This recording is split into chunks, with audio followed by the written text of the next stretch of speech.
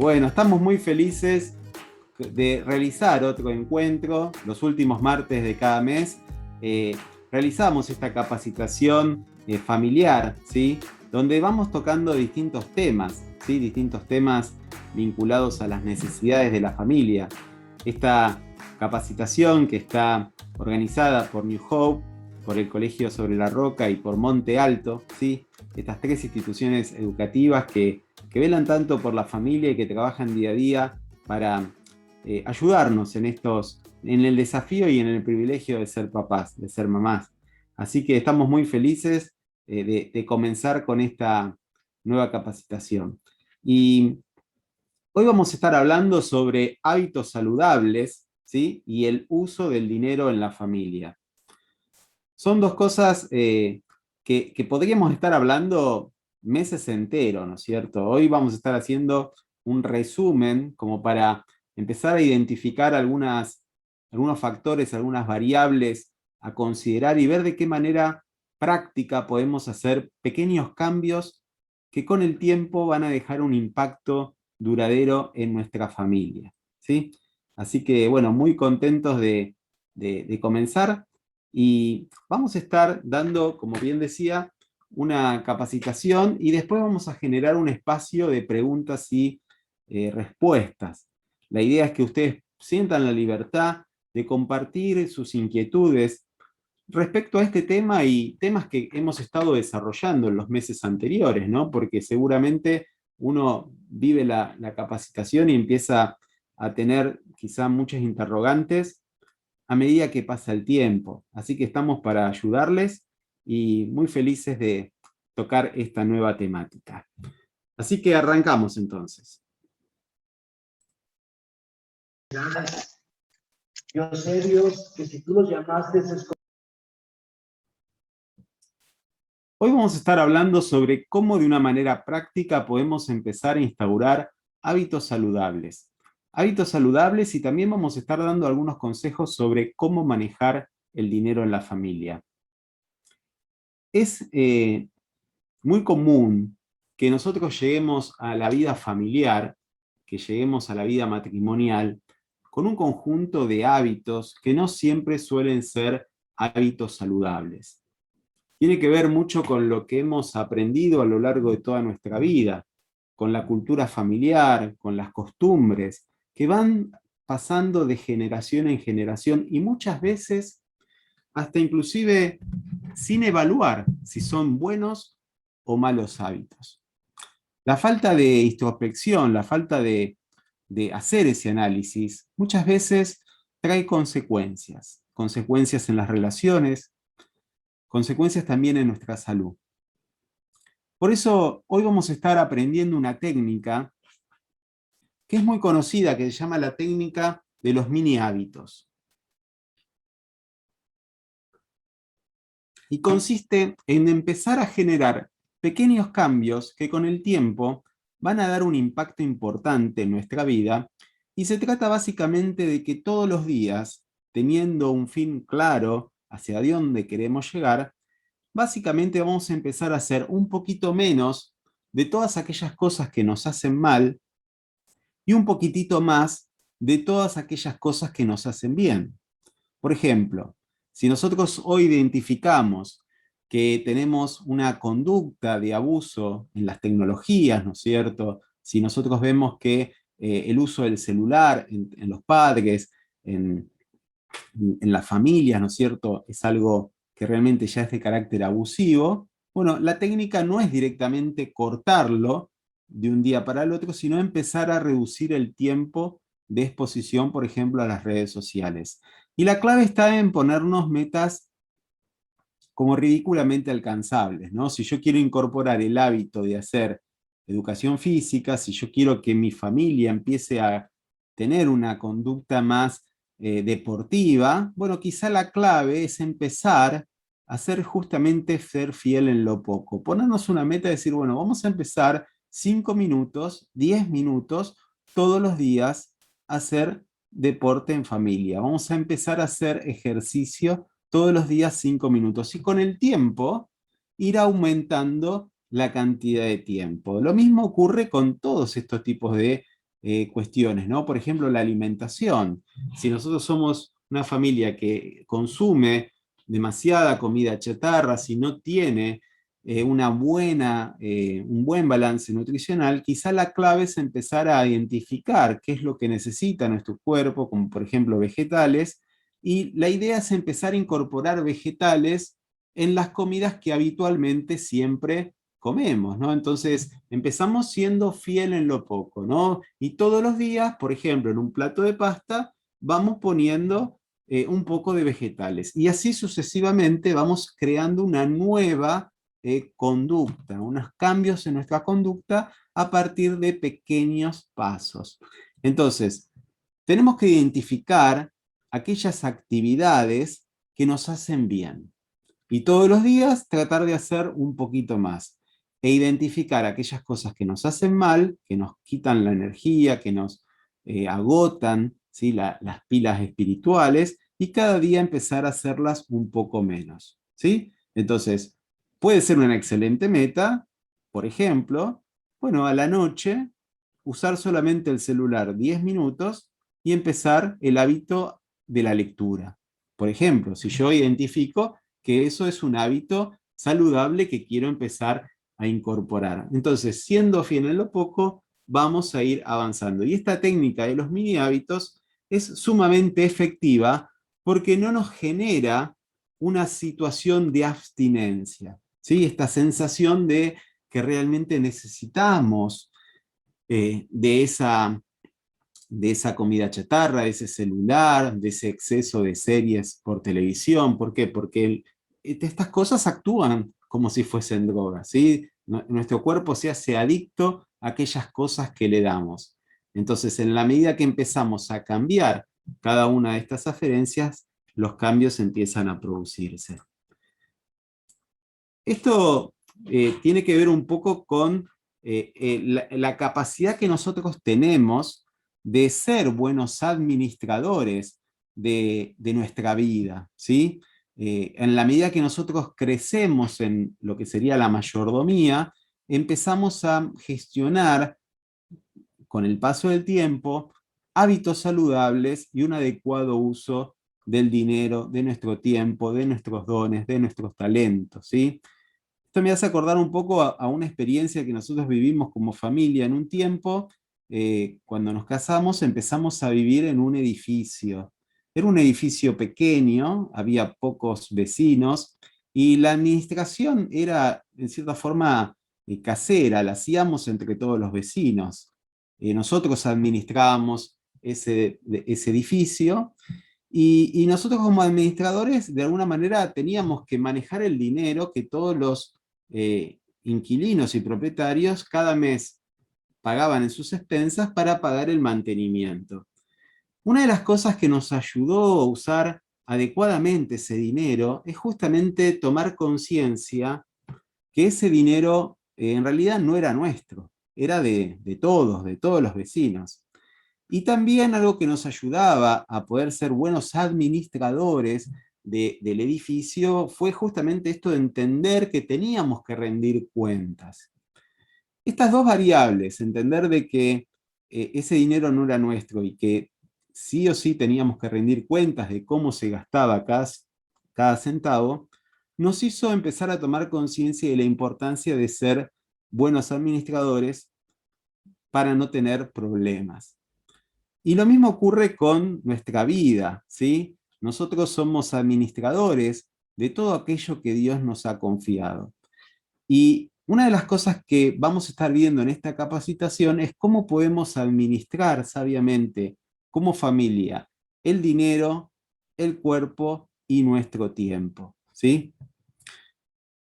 Podemos decir que existen tres formas, básicamente, de usar el dinero, ¿sí? Podemos usar nuestro dinero en función de nuestras necesidades, podemos usar el dinero en función de nuestros deseos, y también podemos usar nuestro dinero en función de nuestros caprichos. Y muchas veces podemos usar nuestro dinero en función de estas tres cosas, ¿sí? Realizamos gastos que tienen que ver con nuestros deseos, realizamos gastos que tienen que ver con nuestras necesidades, con con alimentos, con cosas esenciales para poder tener una vida digna, pero también utilizamos nuestro dinero para ciertos caprichos. Dicen que la diferencia entre un niño y un adulto es el precio de sus juguetes, ¿no es cierto? Entonces, a veces no usamos sabiamente nuestro dinero y lo usamos de manera caprichosa. Es cierto que debemos utilizar el dinero para cubrir nuestras necesidades. Y eso es algo muy bueno, ¿sí? En la pirámide de Maslow, que pueden ver ahí abajo, vemos que la necesidad de seguridad, protección y las necesidades básicas son esenciales para poder tener una vida digna, ¿no? Y el dinero es un medio, justamente es un medio que nos permite cubrir esas necesidades, las nuestras y la de las personas que amamos.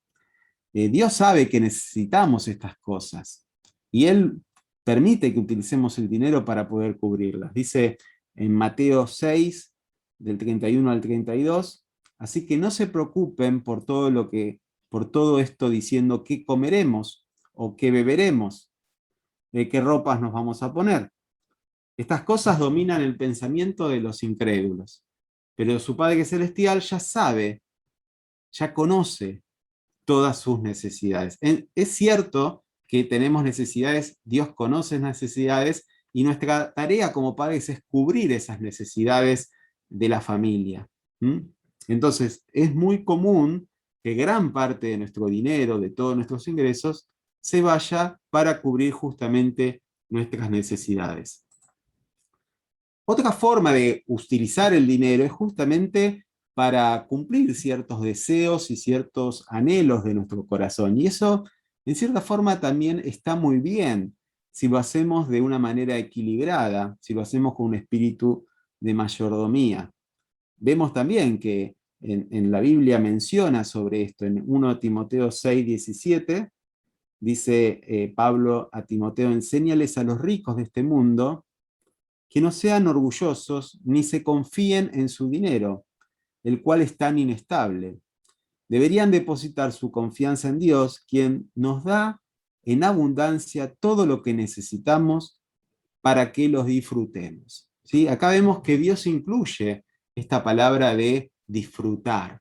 ¿Sí? Dios nos da la posibilidad de que podamos disfrutar de todas estas cosas y el dinero hace posible, es nuevamente un medio que nos permite disfrutar de cosas lindas, de cosas buenas, cosas que edifican y bendicen a nuestra familia.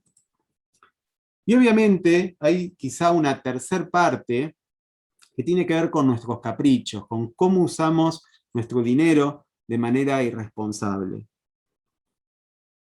De manera, podría decirles, hasta impulsiva, ¿no? Hasta inclusive de manera adictiva.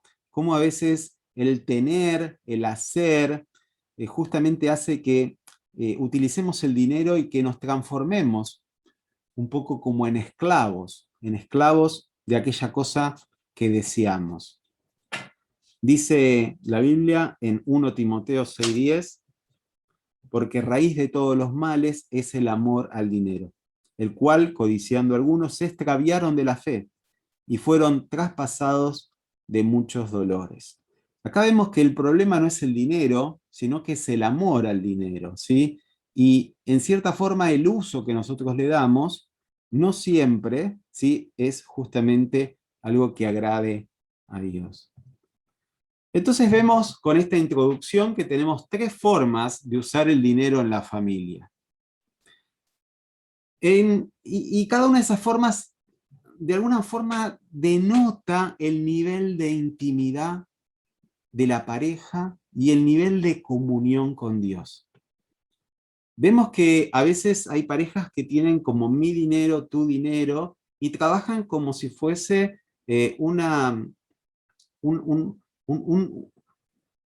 una especie de arreglo, ¿no? Donde bueno, yo pago tal cosa, vos pagas tal otra cosa, hoy me toca pagar a mí, mañana pagas esto vos, y de alguna manera cada uno es como que cuida su propio dinero. Esto es algo muy común, ¿sí? Y denota una falta de comunión, ¿sí? Porque pueden ser buenos cónyuges, pueden ser una buena pareja, pero en el área del dinero se ve una separación y no se observa una comunión. Por otro lado, hay un nivel mayor de intimidad, ¿sí? En donde básicamente, bueno, los cónyuges deciden poner todo en una misma bolsa, ¿no? Y decir, bueno, es nuestro dinero. Y con ese dinero ellos cumplen de alguna manera sus necesidades, sus caprichos y sus deseos. Y hay un nivel mayor de intimidad, no solamente a nivel conyugal, sino también un nivel de comunión espiritual, ¿no? Donde parecería que Dios es uno con los cónyuges y los tres usan ese dinero conforme al propósito de Dios, ¿no? Esto de que no es nuestro dinero, no es ni tu dinero ni mi dinero, sino que es su dinero. Y los cónyuges tienen como una actitud de justamente ser mayordomos. Mayordomos de estos bienes que no le pertenecen, ¿sí? Que reconocen que en realidad todo lo que tienen no es de ellos, sino que es de Dios, y que buscan usarlo con un criterio de mayordomía, ¿sí? Entonces, estos tres niveles son importantes tenerlos en mente como para empezar a hacer como un autodiagnóstico. ¿En qué conjunto me ubico? ¿En donde está tu dinero, mi dinero? ¿En donde los dos utilizamos nuestro dinero para lo que nosotros creemos conveniente? ¿O los dos rendimos como el título de propiedad de nuestros sueldos para, de alguna manera, no significa esto darlo a la iglesia, ¿no? Sino justamente ser guiados por Dios sabiamente en cómo usar cada uno de esos recursos? Podemos decir que la palabra mayordomía se escribe con 4 T's, porque hay 4 elementos que de alguna forma denotan los pilares de una buena mayordomía: el uso del tiempo, el uso de nuestros talentos, T de templo, o sea, nuestro cuerpo, y fundamentalmente los tesoros de nuestro corazón. En Lucas 10, 16, 10 dice: el que es honrado en lo poco también lo será en lo mucho, y el que no es íntegro en lo poco tampoco lo será en lo mucho. Entonces, esta capacitación lo que tiene que ayudarnos es a decir, ¿cómo puedo empezar a ser fiel justamente en lo poco, en lo que tengo, en lo que Dios ya me dio? A veces estamos como esperando ser fieles en otras situaciones, pero hoy con lo que tengo, ¿cómo puedo ser un buen mayordomo de estas cosas que Dios me ha confiado? ¿Y cómo puedo enseñarle a mis hijos? ¿Cómo puedo ser un buen mayordomo junto con mi cónyuge? Porque el propósito de la mayordomía justamente es esta, ¿no? De glorificar a Dios. En Romanos 11 dice: ¿puede acaso alguien regalarle algo a Dios porque para que Él esté obligado a darle algo a cambio? En realidad todo fue creado por Dios, todo existe por Él y para Él. Así que alabemos a Dios por siempre. Amén. Como vemos, todo lo que tenemos, sea mucho o sea poco, podemos tener esa actitud y podemos empezar a considerar que no nos pertenece y que nosotros, con su guía, podemos usarlo sabiamente conforme a lo que está en su corazón. Todo lo que tenemos, nuestra casa, nuestro trabajo, la empresa, el colegio, la industria, el negocio, todo es de Dios.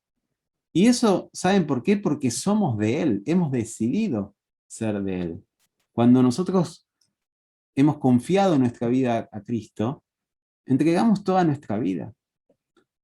Y nos identificamos con esto que dice el Salmo 100: reconozcan que el Señor es Dios, Él nos hizo y somos suyos, somos su pueblo y ovejas de su prado. Entonces, somos su pueblo y vivimos en este prado que es la tierra, en nuestro hogar, en nuestra casa, trabajamos en su empresa, trabajamos en su negocio y realmente nuestra tarea básicamente es disfrutar de esta provisión que Dios nos da y saber administrarla conforme a su voluntad. Ahora, un pensamiento un poco ridículo es esto, ¿no? Es pensar que esa oveja cree que el pasto es de ella y que ella puede hacer lo que quiere con ese pasto, ¿no? Imagínense que la oveja está comiendo el pasto, tiene este pensamiento. Sería como un poco ridículo, ¿no? Porque sabemos que todo le pertenece a él. Sin embargo, muchas veces esa es la actitud que predomina a la hora de manejar nuestras finanzas. La pregunta que hoy queremos hacerlo es, ¿todo lo que tenemos es de Dios? ¿Le hemos dado ese título de propiedad que le pertenece? Y si no lo hemos hecho, probablemente es porque no nos hacemos una pregunta más profunda. ¿Somos realmente de Él? ¿Vivimos una vida como Él vivió? Jesús decía a sus discípulos, el que no renuncia a todos sus bienes, no puede ser discípulo mío. Y eso no significa que tengamos que despojarnos de todas las cosas materiales que tenemos, sino justamente tener una actitud de mayordomo. El mayordomo sigue viviendo en la casa en la cual trabaja, pero él es consciente que no es dueño de esa casa. Ese mayordomo puede estar manejando millones en función de los gastos de su señor, pero él es consciente que ese dinero no le pertenece. Por eso es clave que evaluemos nuestra actitud. ¿Quién es el jefe? ¿Quién es realmente el dueño? ¿Para quién realmente trabajamos? Y esta actitud que nosotros como marido, como mujer, como cónyuges tenemos, de alguna manera se transfiere a nuestros hijos. Y se los puedo decir que se transfiere casi sin decirlo. Se transfiere automáticamente a partir de lo que ellos ven, a partir de lo que ellos observan, a partir de lo que ellos oyen.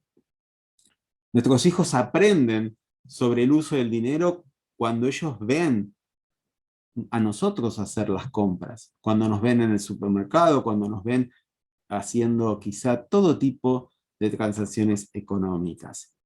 Así que es importante que empecemos a desarrollar a nivel familiar una actitud primero de mayordomía y que ayudemos a nuestros hijos y a nosotros a empezar a desarrollar una actitud de generosidad, imitando un poco como es Dios. Dios, que es generosidad, quiere que nosotros seamos generosos.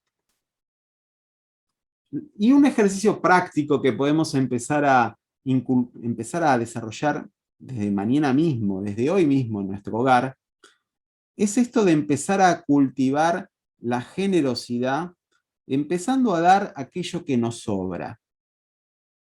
Y ese principio está un poco escondido en este pasaje, ¿no? Que dice en Corintios, y Dios proveerá con generosidad todo lo que necesiten.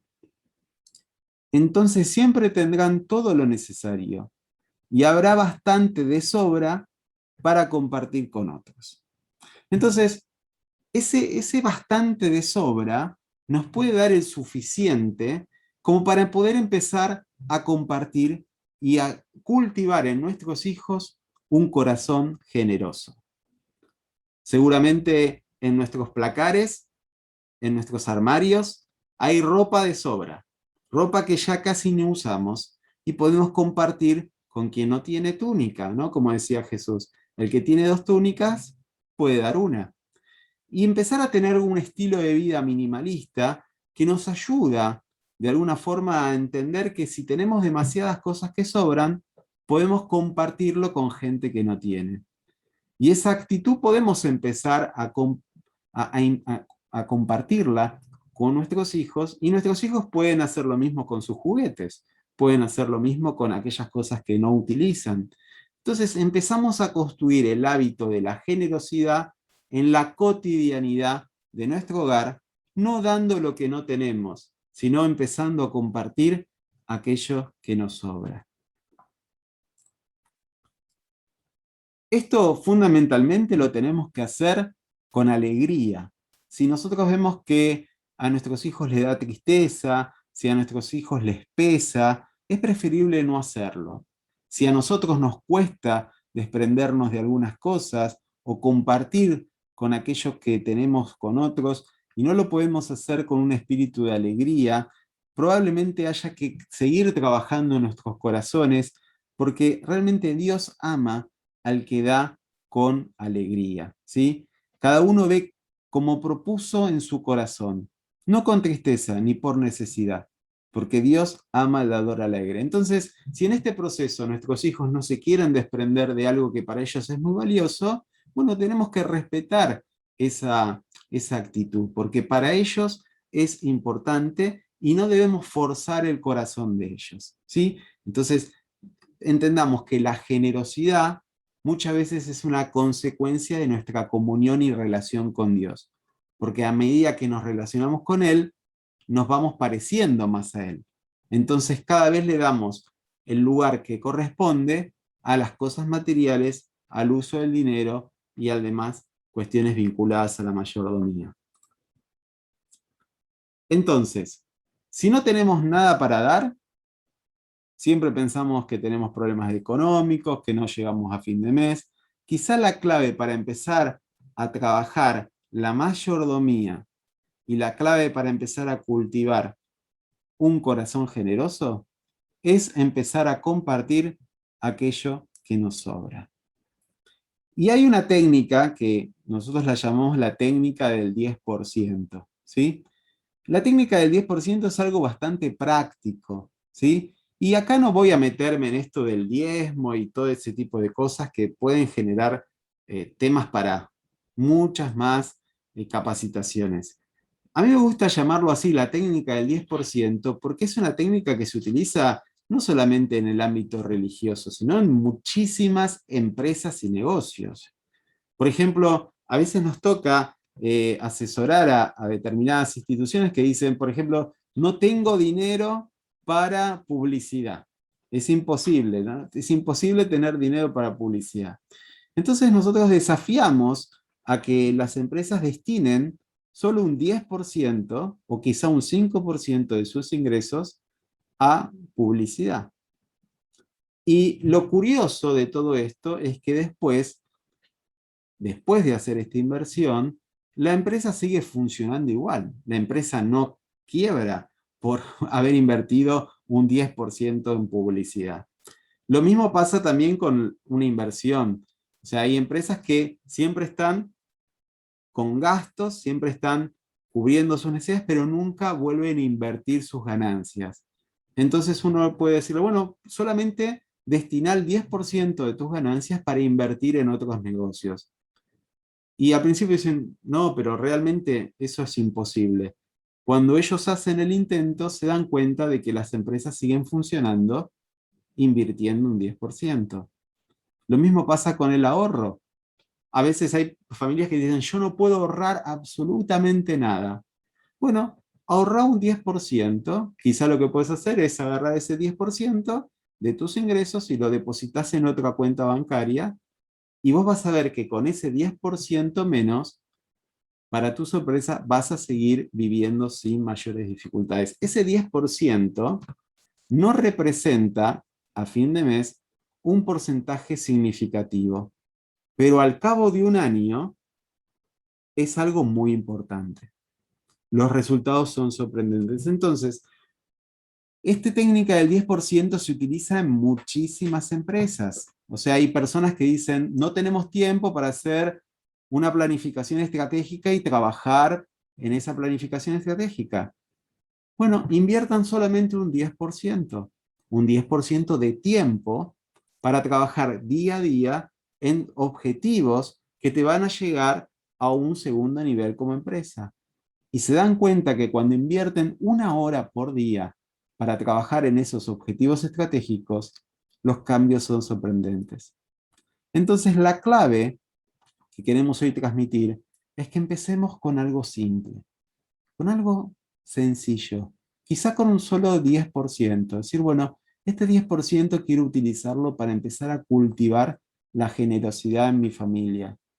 Y usando la creatividad, la guía de Dios y un espíritu de mayordomía, vamos a poder utilizar ese dinero para poder bendecir a otros para poder extender su reino y para usarlo en lo que realmente Dios nos indique hacer.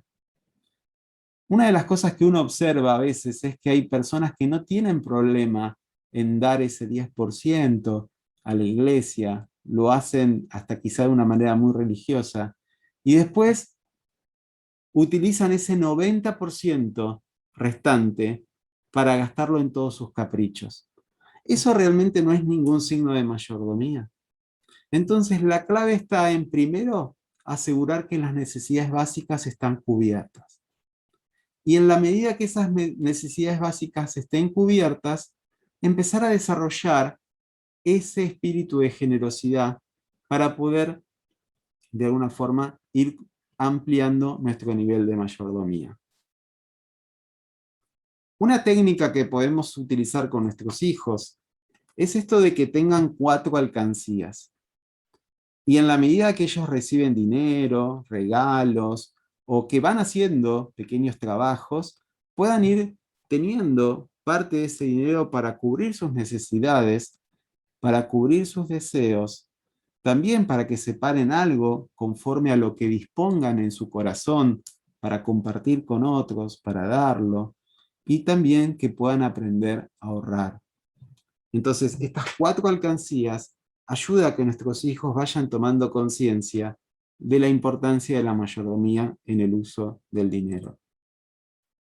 Es importante que en la medida que ellos sean preadolescentes, vayan realizando pequeños trabajos, que pueden ser trabajos vinculados a la vida hogareña, como por ejemplo lavar el carro, cortar el césped, preparar sus propias viandas para que puedan comer en la escuela, y de alguna forma también eso les va a permitir como tener su propio dinero para que aprendan la cultura del trabajo y la cultura de realmente del esfuerzo.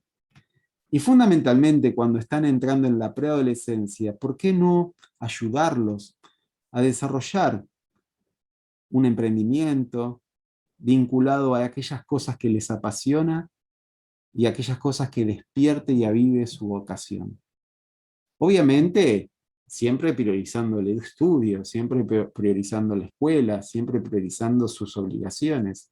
Pero es importante esto de empezar a generar una cultura de trabajo en el ambiente familiar, porque no es bueno que los chicos reciban dinero sin nada a cambio. O sea, es bueno encontrar un equilibrio, que reciban dinero simplemente por gracia, porque papá y mamá los aman, pero también es importante que ellos también reciban ese dinero porque es fruto del trabajo y la colaboración en en muchas cuestiones del hogar.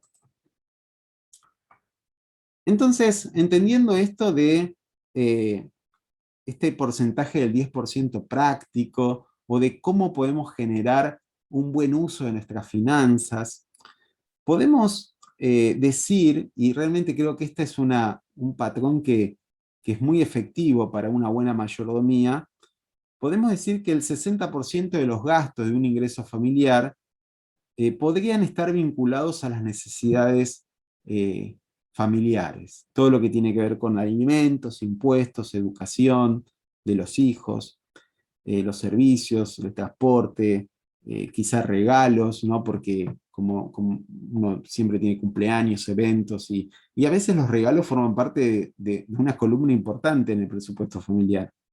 Cuestiones vinculadas a la salud, gastos de mantenimiento de mascotas, en fin, todo lo que generalmente hace que el hogar funcione, aproximadamente se lleva muchas veces el 60% de nuestro salario. Y estaría muy bueno que puedan empezar a poner como adultos otros 4 alcancías que ayude también a esto, ¿no? Decir, bueno, aunque no tengo tantas finanzas, voy a repartir un porcentaje para poder ahorrar e invertir. Voy a poder invertir quizá un 10% también en todo lo que es mi educación como papá, como mamá, porque nosotros tenemos que crecer. En la medida que nosotros crecemos, nuestra familia crece. Entonces tenemos que invertir en nuestra educación como cónyuges, como padres. Un 10% para todo lo que puede ser ayudar a otros, donar, sumar causas vinculados también a la extensión del reino de Dios. y un 10% para lo que es diversión, lo que es disfrutar, lo que tiene que ver con pasear, divertirse, cosas que nos hagan vivir momentos inolvidables como familia. Entonces, si nosotros podemos encontrar estas categorías, vamos a poder tener un buen control de cómo se va nuestro dinero. Muchas personas, muchas familias ni siquiera toman un registro en qué se va el dinero. Y por eso quizá puede ser la principal causa por las cuales no llegan a fin de mes, porque no saben en qué se les va el dinero.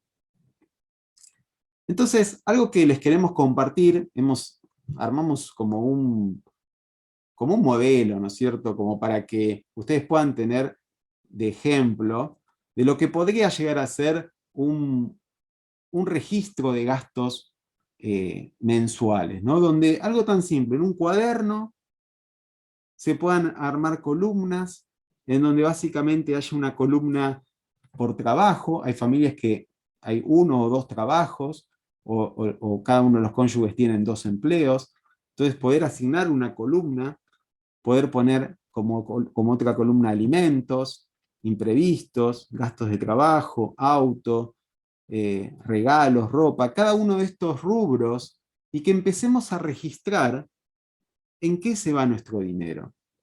En la medida que nosotros empezamos a registrarlo, vamos a empezar a tomar conciencia cómo estamos usando nuestros recursos y qué nivel de mayordomía tenemos en el uso del dinero. ¿Mm? Esto puede ser también como una planilla Excel, algo mucho más elaborado, puede ser algo, hasta hay programas y aplicaciones que nos van a permitir poder, de alguna forma, cuidar estos centavos, ¿no? Porque, como bien decía Franklin, cuidando los centavos, nos aseguramos de que nuestras finanzas van a estar mejor porque los pesos se cuidan solos, ¿sí? Entonces, estos pequeños gastos, sin control, sin seguimiento, muchas veces es lo que hacen un desajuste en la economía familiar.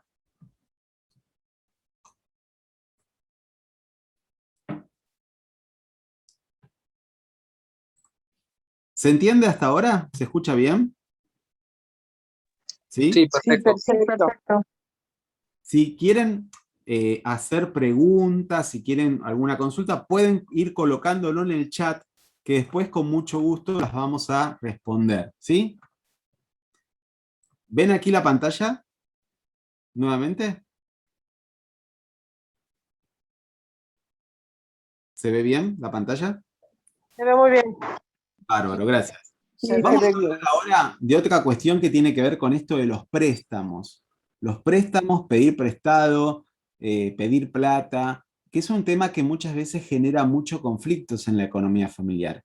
Y elegí una publicidad de un banco bueno, resulta ser como muy, muy cómica, esto de los efectos de lo que sería pedir prestado plata, ¿sí? Sobre todo si es alguien de la familia.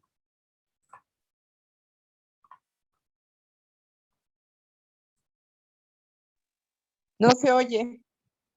Gracias.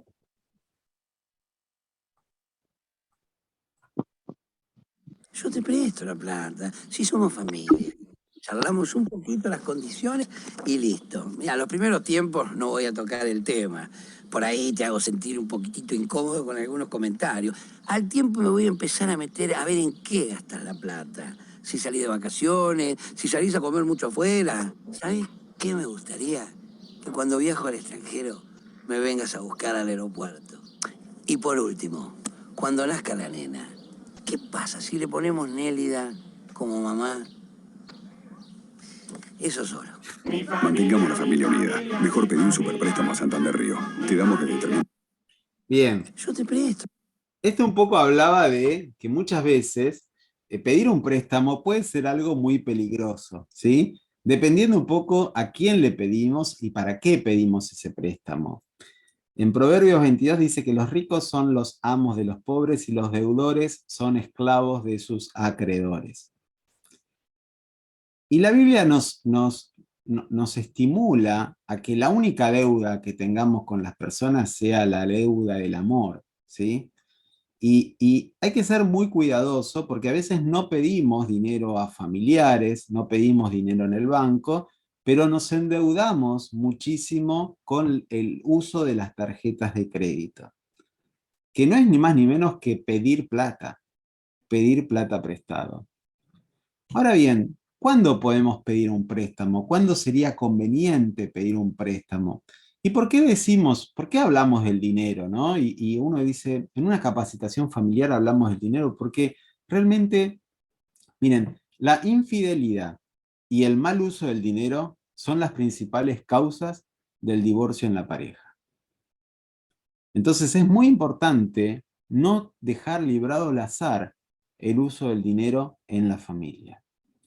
Y a la hora de pedir un préstamo, muchas veces las familias cavan su propia fosa, cavan su propia tumba. Y la pregunta que tenemos que hacernos, ¿este préstamo que voy a pedir es para cubrir una necesidad? ¿Es para un deseo? ¿O es para un capricho? Muchos de los préstamos que pedimos, y en esto voy a incluir el uso de las tarjetas de crédito, tienen que ver con deseos y con caprichos, y no necesariamente con necesidades. Ahora, si hay una necesidad y es necesario pedir un préstamo, con seguridad podemos hacerlo, porque la Biblia en cierta forma no prohíbe pedir un préstamo. Sí tenemos que ser sabios en no caer en garras de usureros y entender que a veces es necesario pedir un préstamo por situaciones vinculadas a necesidades. Por ejemplo, una emergencia, una urgencia, una salud, la reparación, por ejemplo, de una casa que realmente impacta en lo que sería una vida digna, ¿sí? Como por ejemplo, no sé, si no hago esta reparación no puedo tener agua o no puedo tener cloacas. Bueno, y una de las cosas que es importante, esto es estudiar y no tomar decisiones apresuradas, porque no es lo mismo pedir un crédito hipotecario, por ejemplo, donde la cuota es fija, donde la cuota no está dolarizada, a pedir un crédito en donde si no lo puedo pagar, después los intereses terminan siendo más caros que la cuota. Entonces, una pregunta clave es, ¿esto que voy a pedir un préstamo tiene que ver con esto de para comprar algo que se va a devaluar con el tiempo o va a mantener su valor o superarlo? Por ejemplo, los préstamos hipotecarios es un claro ejemplo de que uno adquiere una casa porque lo que se observa es que las casas con el paso del tiempo mantienen o superan su valor. Entonces, a la cuota fija realmente no sería peligroso si uno tiene un cierto nivel de estabilidad. Ahora, poder sacar un crédito por un deseo, por un capricho de un objeto que al minuto de tenerlo ya se devaluó a la mitad, como sucede muchas veces con los automóviles o con la tecnología, realmente no sería conveniente, a no ser de que quizá sea una herramienta de trabajo e indispensable y realmente no pongo en riesgo mi economía por pedir ese crédito. Entonces, no es para nada aconsejable, obviamente, pedir créditos para deseos, como por ejemplo, vacaciones, cumpleaños de 15 de mi hija, cuestiones que tienen que ver con, como habíamos dicho, tecnología, carros nuevos, o sea, evidentemente ese tipo de cosas, quizá si podemos esperar y comprarlo en efectivo, vamos a tener quizá mejores resultados. A veces ocurre que hay ciertos sistemas que evidentemente no hay otra alternativa que comprar en cuotas. Por ejemplo, a veces hay sistemas, los autos se pueden comprar en algunos lugares solamente en cuotas, pero uno tiene que ser muy sabio y prudente a la hora de tomar este tipo de decisiones. Y no está mal pedir consejo y mentorearse antes de tomar esa decisión. Con respecto a esto de pedir prestado, ¿sí? ¿Puedo pedir prestado? ¿Puedo dar prestado? Porque a veces puede pasar esto, ¿no? Que haya personas que te pidan. Y obviamente creo que hay situaciones en donde, por ejemplo, los padres quieren prestar dinero a sus hijos porque quieren ayudarlos a que progresen, y realmente ahí hay que manejar, hay que analizar cada paso a paso, ¿no? Porque quizá ahí no hay una exigencia de devolución en determinado tiempo, no hay intereses de por medio, es para adquirir un crédito hipotecario o para comprar una casa. Entonces, con esto no estamos diciendo que pedir prestado o dar prestado es algo malo, sino que hay que ser muy cuidadoso, entendiendo realmente que la decisión que vamos a estar tomando nos va a estar atando en nuestro futuro. Ahora, cuando yo quiero dar prestado, supónganse que alguien me pide plata, tengo que analizar el caso y entender, ¿esta persona me pide plata por una necesidad, por un deseo, por un capricho? Nuevamente esta tríada, estas tres palabras nos ayudan a hacer un buen discernimiento sobre esta situación. Entonces, si la persona está pasando una necesidad, sin duda yo como cristiano puedo prestar dinero, de hecho puedo prestar sin intereses, o puedo cobrar un interés justo, porque la Biblia lo que condena es un interés usurero, ¿sí? Entonces, en ese sentido, yo podría prestar el dinero sin interés o con algún interés, si en este caso puede ser que sea hasta mi fuente de trabajo, esto de dar préstamos, ¿no es cierto? Lo que yo nunca recomiendo, esto de prestar la hipoteca, prestar justamente, dar como garantía las casas para hipotecarlas, ¿sí? Por un negocio, por un amigo la necesita. Realmente ahí estamos poniendo en juego a nuestra familia. Y hay mecanismos de protección, por ejemplo, aquí en Argentina está esta realidad de poner la vivienda como bien de familia, ¿no es cierto?, que nos permiten proteger a nuestra vivienda y a la vivienda de nuestros hijos ante la tentación de ofrecerla nosotros o usarla para algún negocio o trabajo. Algo que es importante tomar en cuenta es que en muchos casos, en muchísimos casos, cuando uno presta dinero y ese dinero la gente no lo puede devolver, esto es muchas veces la causa para que la relación se arruine. Si uno hace una estadística, llega a esa conclusión. Muchas veces se ha prestado dinero, la gente no lo puede devolver, y ya después la gente evita o prácticamente se desvincula porque no puede pagar su deuda. Entonces, a veces es necesario hacer un análisis y decir, bueno, lo que vos me pedís dinero, ¿es para un deseo? ¿Es para unas vacaciones? ¿Es para un capricho? Bueno, poder decirle que no. Poder sugerirle que haga una venta de garage, que vea de qué manera puede conseguir ese dinero. Y también podemos analizar, quizá donarle ese dinero en vez de prestárselo, en el caso que lo tengamos. Porque justamente eso va a cuidar la relación. Y si nosotros tenemos como un porcentaje asignado para donar y compartir con gente que tiene necesidad o con distintas causas, podemos utilizar ese porcentaje para poder ayudar a esta persona que nos está compartiendo su necesidad. Entonces tengo que evaluar realmente si es una necesidad. Tengo que evaluar realmente cuál es el origen de las deudas. ¿En la persona que me pide dinero o si yo estoy pidiendo dinero? ¿Por qué realmente la gente me pide prestado? ¿Por qué muchas veces pido prestado? Porque lo que uno observa es que muchas veces la gente que pide prestado o que pide préstamos no es porque no tiene dinero, sino que es porque no sabe administrarlo. Es porque tiene muchas deudas y muchas veces tiene que pedir préstamo para pagar esas deudas. Si tienen dificultades con el uso de dinero, realmente recomiendo la importancia de encontrar mentores. Es muy importante que utilicen las técnicas, los cursos. Aquí cito dos, como por ejemplo Conceptos Financieros Chrome y el Plan Maestro. Son seminarios que ayudan muchísimo en cuestiones vinculadas a la mayordomía. Les recomiendo que son personas que tienen problemas con las deudas, necesitan un mentor, alguien que los capacite. Y seguramente en tu iglesia hay gente idónea en este tema que puede asesorarte y puede ayudarte en esta temática. Por otro tema que está muy ligada a la mayordomía es la alimentación. Y acá es importante porque nuestro nivel de alimentación, la forma en cómo nosotros nos alimentamos, impacta directamente en la alimentación de nuestros hijos. Y la forma de comer también denota nuestro nivel de fidelidad a Dios.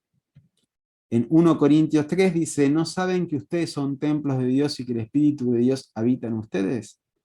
Si alguno destruye el templo de Dios, él mismo será destruido por Dios, porque el templo de Dios es sagrado y ustedes son ese templo. Y es importante tomar en cuenta las consecuencias de una mala alimentación. 1 de cada 5 muertes en todo el mundo está causada justamente por esta mala alimentación. Y acá estamos todos en esta misma bolsa, es realmente desafiante. O sea, yo todo esto que les voy a compartir ahora no es porque soy nutricionista, sino porque lucho con cada una de estas cosas. Si uno descuida su salud, es muy común que empiecen a dar mal los triglicéridos, mal el colesterol. Son cosas que atentan con nuestra vida. Y algo peor que justamente el tabaco es la comida chatarra. Es el exceso de sal, es el exceso de azúcar. Estas cosas que están tan metidas en la cotidianidad y tan naturalizadas que le van quitando vida a nuestra vida y que van destruyendo esto tan sagrado que es nuestro cuerpo.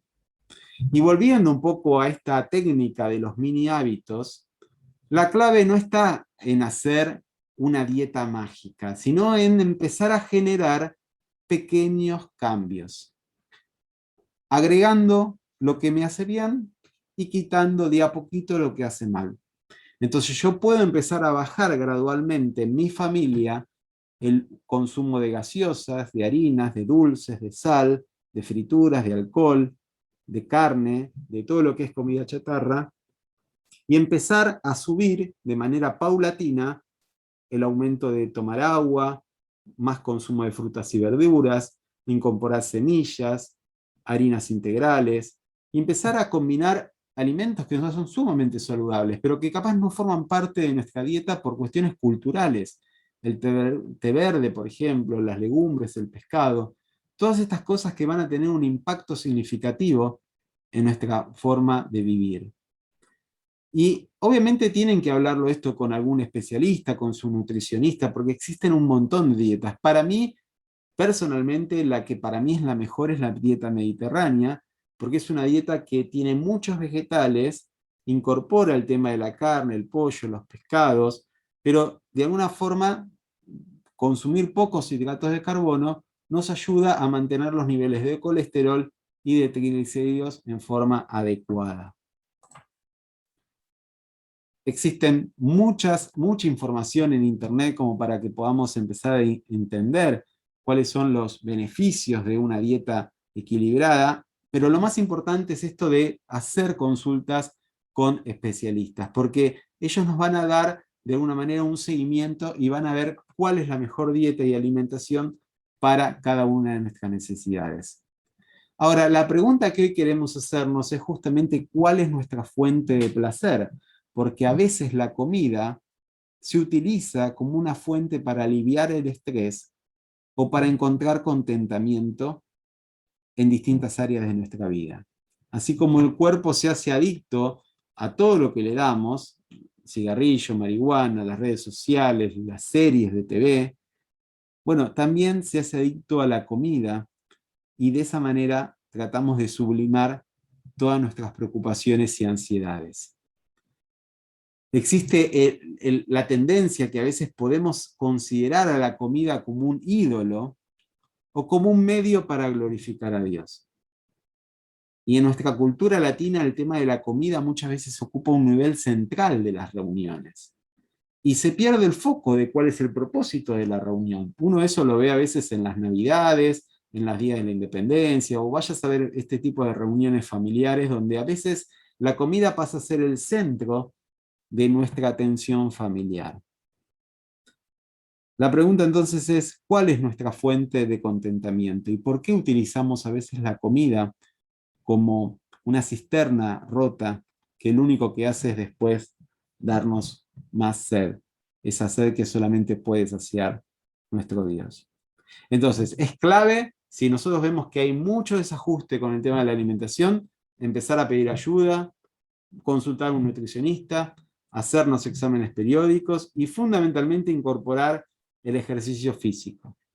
Es muy importante esto de incorporar un compañero de gimnasia, alguien que de alguna forma te ayude a rendir cuentas, que vayan juntos al gimnasio, entrenen juntos. Esto de rendir cuentas potencia mucho el hecho de que podamos avanzar con nuestras metas.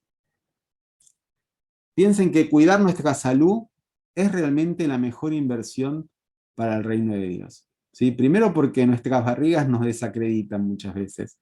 Y por otro lado, porque nuestro mayor impacto como hijos de Dios probablemente lo hagamos después de los 60 años.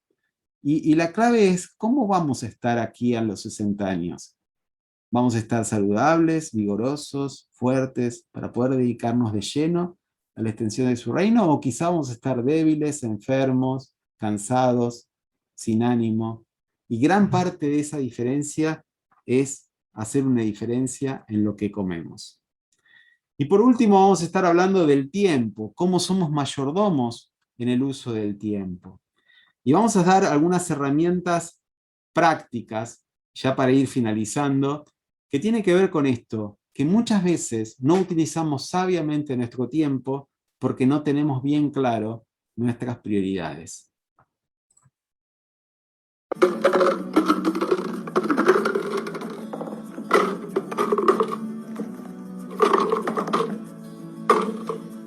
Is this jar full?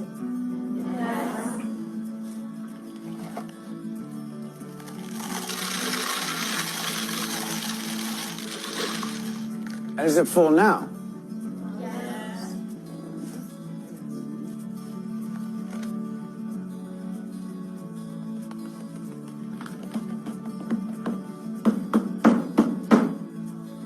And how about now? Is the jar full now? Yes. Yeah, it is.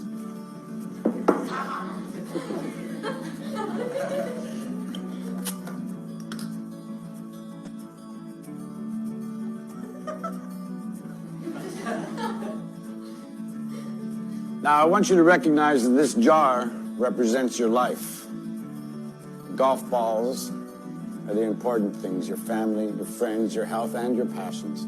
The pebbles are the other important things, your car, your job, your home. The sand is everything else, it's just the small stuff. Now, if you put the sand in the jar first, you won't have room for the pebbles or the golf balls. The same is true in life.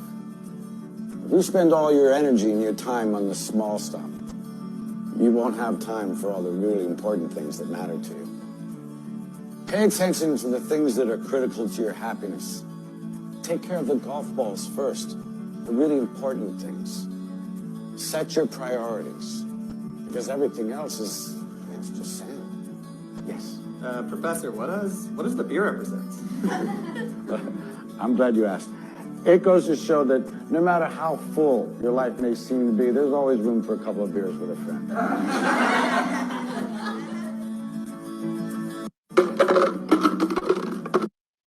Bien, la pregunta un poco para hacernos en esta noche es, ¿cuáles son nuestras pelotas de ping-pong? ¿Sí? ¿Podemos hacer este ejercicio práctico después en nuestra casa y pensar un poco cuáles son nuestras prioridades?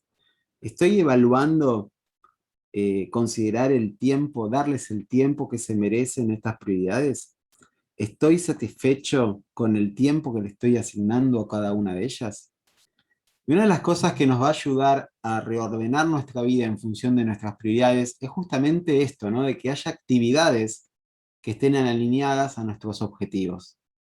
Entonces podríamos como definir prioridades y objetivos en nuestra vida personal, en nuestra vida familiar, en nuestra vida ministerial y en nuestra vida laboral. 4 áreas fundamentales. Podrían decir que son como las 4 pelotas de ping-pong que en la vida de todo creyente no deben estar, no deben faltar. Y puedo empezar a desarrollar actividades concretas para poder definir objetivos y resultados claves que me van a acercar a ese objetivo.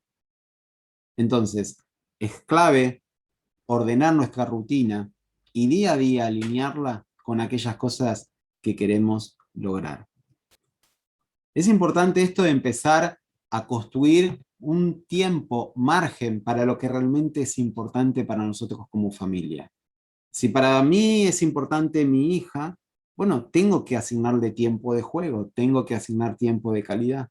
Y, y realmente debo luchar con esta tiranía del urgente que permanentemente nos apura y no nos permite asignarle tiempo a lo que verdaderamente es importante. El tema es que hay muchas veces poco progreso y hasta yo lo siento también, siempre nos sentimos atrasados. O sea, siempre vemos lo que queremos lograr o a veces ni entendemos lo que queremos lograr. Entonces hay como una emoción de estar atrasado.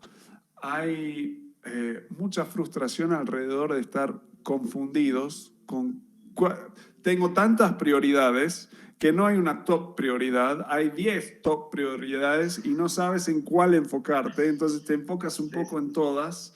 Sí, y no terminas haciendo ninguna. No terminas haciendo ninguna.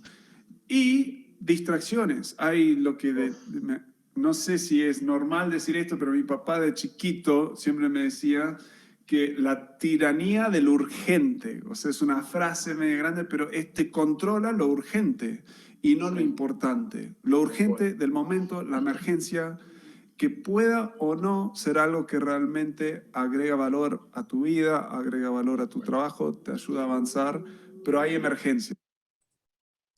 Entonces, es importante esto, ¿no? De realmente pensar, estamos en una carrera de ratas que permanentemente hace que nuestra vida gire en torno a lo que es urgente.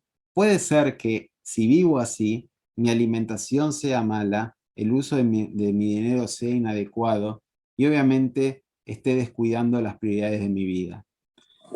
¿Cómo empiezo a cambiar esto de una manera paulatina y creando esta técnica de los mini hábitos? Bueno, primero voy a empezar a darme cuenta si tengo lo que se llaman devoradores de tiempo. Cosas que necesariamente no son malas, pero que van comiendo 10, 15, 20 minutos, media hora, una hora por día, en cosas que realmente podría utilizarlas de una manera distinta.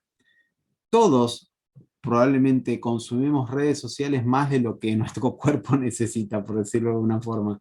Entonces, una forma práctica es empezar a reducir el tiempo que les asignamos a esos devoradores de tiempo.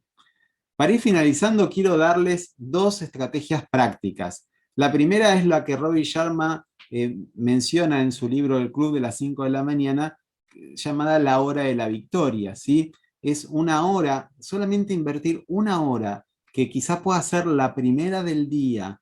Por eso él habla un poco de la importancia de levantarse bien temprano, justamente para hacer cosas que van a afilar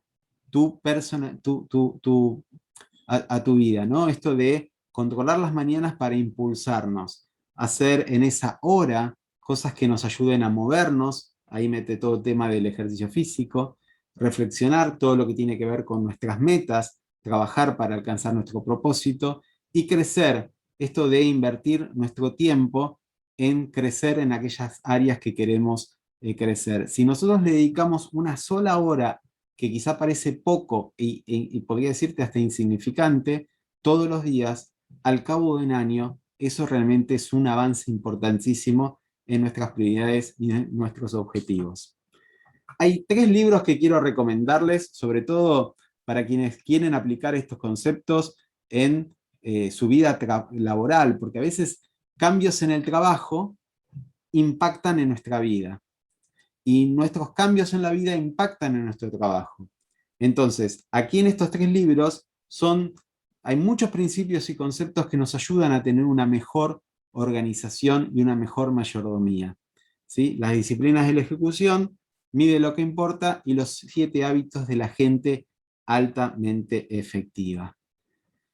Y por último, quiero terminar con esta reflexión, ¿no? Que realmente la vida es demasiado corta, ¿sí? Y cuando abrimos los ojos y cerramos, es como un parpadeo, ya nuestros hijos están inmensos, nuestros hijos crecieron, nuestros hijos pasaron ya a la preadolescencia, y tarde o temprano vamos a tener que rendir cuentas de cómo hemos usado nuestro dinero, nuestro cuerpo, nuestros dones y talentos, las obras que hemos hecho y sobre todo nuestra fe. ¿Hemos puesto nuestra fe en Dios y hemos construido nuestra vida en Él? Esta es la pregunta que realmente vamos a hacernos ese día. En 1 Corintios 3 dice, por la gracia que Dios me dio, yo eché los cimientos como un experto en construcción. Ahora otros edifican encima, pero cualquiera que edifique sobre este fundamento tiene que tener mucho cuidado, porque nadie puede poner otro fundamento distinto al que ya está puesto, que es Jesucristo. El que se identifique con este fundamento podrá usar una variedad de materiales, oro, plata, joyas, madera, heno y paja. Pero el día del juicio, el fuego revelará la clase de obra que cada constructor ha hecho. El fuego mostrará si la obra de alguien tiene algún valor.